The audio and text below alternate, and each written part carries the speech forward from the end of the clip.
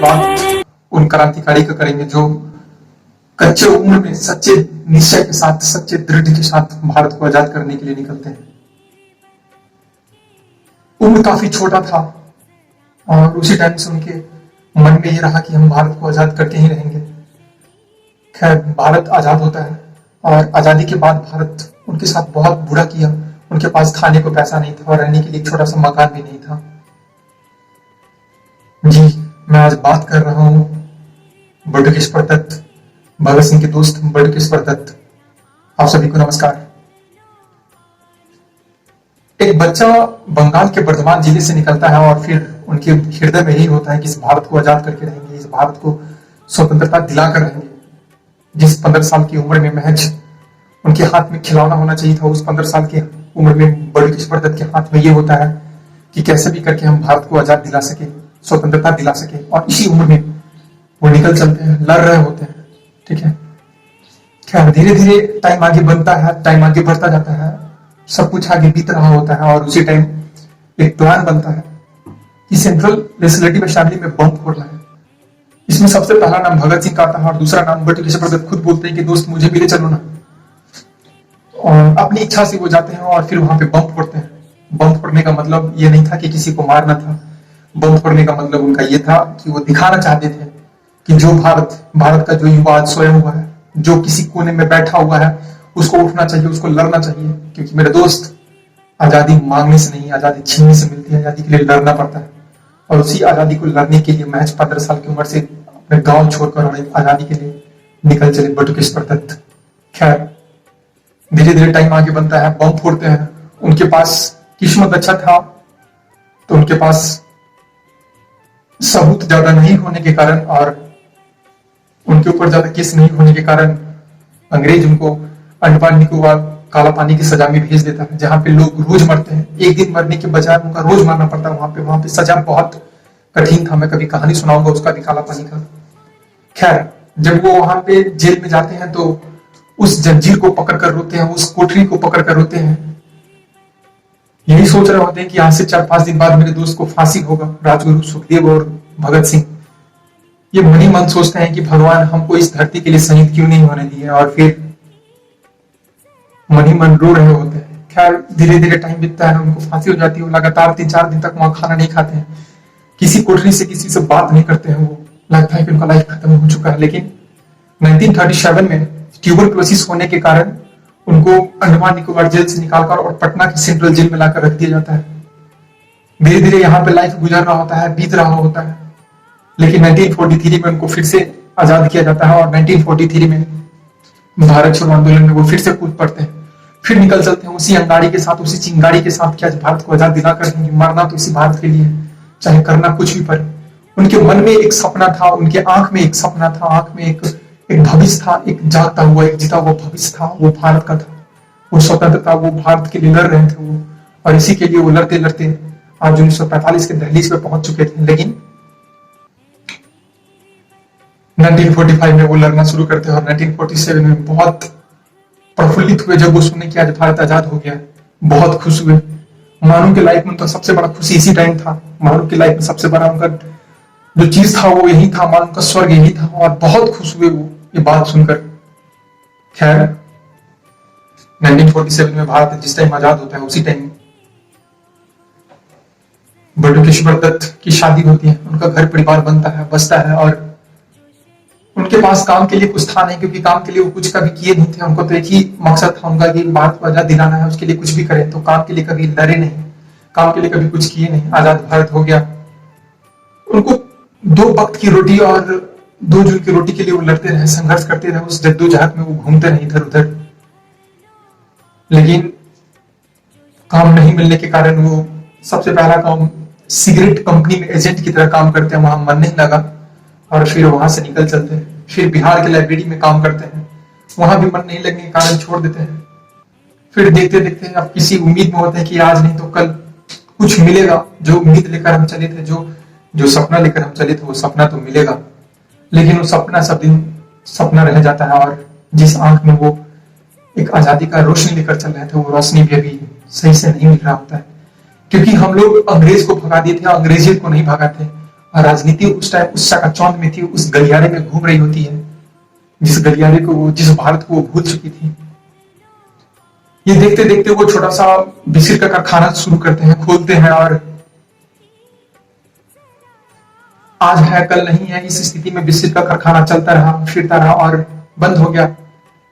देखते देखते वो फिर एक दिन पटना के कमिश्नर के पास पहुंचते हैं। वहां पे एक दिन बस के लिए परमिट जारी होता है। उनको वो परमिट मिलता नहीं है। परमिट मतलब उनको कुछ नौकरी मिल जाता, उनका कुछ घर परिवार का 2 वक्त का पेट तो भर जाता, कुछ मिलता नहीं है। उनके कमिश्नर के दहलीज से रोज गुजर जाते हैं, कई महीना गुजर गया, कई साल गुजर गया, पता नहीं, ये उम्मीद में कि हो सकता है तो कमिश्नर नौकरी दे देगा। लेकिन कमिश्नर बार बार यही कहता था कि आईडी तुम्हारे पास नहीं है तो नहीं देंगे। और बटुकेश्वर दत्त के पास प्रमाण पत्र नहीं था, क्योंकि बटुकेश्वर दत्त प्रमाण कभी बनवाए नहीं थे। उनके पास प्रमाण यही था कि उनको भारत को आजादी दिलाना, और पत्र ये था कि वही पत्र, वो पत्र एक बम की तरह था जिस बम को वो लेजिस्लेटिव असेंबली में फोड़े थे। कमिश्नर इस बात से नकारते हुए, उनको वहां से दखल करते हुए और फिर वहां से निकाल देता है। बटुकेश्वर दत्त के मन में जो उम्मीद होता है, वो उम्मीद सब दिन उम्मीद रहता है, और वो भी किसी कोने में दब जाता है, वो भी किसी कोने में पड़ जाता है। उनके पास करने को कुछ था नहीं। अंत में देखते देखते देखते देखते जैसे तैसे उनका लाइफ गुजर गया, बीत गया। अब बटुकेश्वर दत्त अपने लाइफ के अंतिम पड़ाव पे आ चुके थे, शाम के पांव पे थे। पता नहीं कि रात कब होगा, पता नहीं अंधियारा लाइफ में कब छा जाएगा। खैर, बटुकेश्वर दत्त बीमार पड़ते हैं। पटना के सरकारी हॉस्पिटल में उनको भर्ती कर दी जाती है, और स्थिति बहुत नाजुक होता है। और उस हॉस्पिटल में रख दिया जाता है जिस हॉस्पिटल में देखने वाला कोई था नहीं। हॉस्पिटल में कोई देखने वाला था नहीं, और कोई पूछने वाला था भी नहीं, कोई आता भी नहीं था वहां पे। खैर, ये बात राजेंद्र बाबू को पता चलता है कि बटुकेश्वर दत्त जो भारत को आजादी दिलाने के लिए वो कभी बम फोड़े थे, आज वो इस स्थिति में है। तो फिर सबसे पहले ये बात बिहार के प्रथम मुख्यमंत्री डॉक्टर श्री कृष्ण सिंह के पास पहुंचता है। ये बात को ज्यादा ध्यान नहीं देते हैं और ज्यादा इस बात से दूर हो जाते हैं वो, लेकिन ये बात राजेंद्र बाबू के पास पहुंचता है। राजेंद्र बाबू इस बात को सुनते ही रो देते हैं वो, और फिर जैसे तैसे करके फिर इनको विधानसभा का एमएलए बनाया जाता है चंद महीनों के लिए। लेकिन राजनीति गलियारा आज भी चकाचौंध था, ये उस सभी चीज से दूर थे। कुछ महीना बीत गया, बहुत ज्यादा बीमार हो गए ये बटुकेश्वर दत्त। दिल्ली हॉस्पिटल में इनको रेफर किया गया, दिल्ली हॉस्पिटल गए, और वहां पे जिस स्ट्रेचर पे पड़े हुए थे वहां भी उनका वही हाल था। तो बहुत सारा पत्रकार आता है और पूछता है कि बताइए आप क्या कहना चाहते हैं। तो बटुकेश्वर दत्त यही कहना चाहते थे, बार बार यही कह रहे थे वो, कि जिस भारत के लिए हम लड़े थे, जिस भारत को हम अपना लाइफ दे दिए थे, आज वो भारत हमको ये दशा, ये दिशा दिया है। देख सकते हैं, ठीक है, ये दिल्ली वही दिल्ली है जहां पे हम कभी बम फोड़े थे, ये वही दिल्ली है जहां पे कभी हम स्वतंत्रता की आग के लिए हम चले थे। वो आग, वो चिंगारी हम ही जलाए थे। खैर, ये बात कहते हुए वो उसी स्ट्रेचर पे पड़े रहे। वो स्ट्रेचर पे लवारिश की तरह देखने वाला कोई था नहीं, और उनका लाइफ धीरे धीरे गुजर गया। अब लाइफ के अंतिम पड़ाव पे आ चुके थे वो। अब रात ढल चुका था, लेकिन अब रात पता नहीं, रात पूरा रात कब होगा, अंधियारा कब होगा। उनका जो सपना था वो सब दिन सपना रह गया, और जो उम्मीद लेकर चले थे वो उम्मीद भी किसी कोने में छूट गया। उनका दोस्त एक बायोग्राफी में लिखता है कि क्या यही भारत है जिस भारत के लिए बटुकेश्वर दत्त लड़ी, क्या वो वही भारत है जिस भारत के लिए बटुकेश्वर दत्त मर मिटने को तैयार थे। और ये बात को लिखते हुए उनका दोस्त बार बार रोता है। लेकिन बटुकेश्वर दत्त तो रोज रोते हैं, अपने 2 वक्त की रोटी के लिए वो रोज लड़ते रहते हैं। आजाद तो भारत हो गया, लेकिन उनको आजादी मिली नहीं, और बहुत को आजादी नहीं मिली, ठीक है, क्योंकि आजाद का मतलब ये नहीं था कि आप सत्ता बदल गया था केवल। आजाद का मतलब ये नहीं था कि अंग्रेज चला गया और काला चमड़ा वाला तो शासन कर रहा है। आजाद का मतलब था कि हम सब चीज से आजाद हैं, और उसी के लिए हम लड़े थे, उसी के लिए संविधान सभा में बहस हुआ था। खैर, देखते देखते बूढ़ा हो चला, ये शरीर थक चुका, ये शरीर हार चुका, ये शरीर सब चीज से टूट चुका था। और बटुकेश्वर दत्त 1965 में दिल्ली के उसी स्ट्रेचर पे अपना दम तोड़ देते हैं और इस भारत को अलविदा कह देते हैं। उनका अंत में यही ख्वाहिश था कि भारत जब वो मरे तो हमारी अंतिम इच्छा यह है कि भगत सिंह के बगल में हमारा अंतिम संस्कार किया जाए।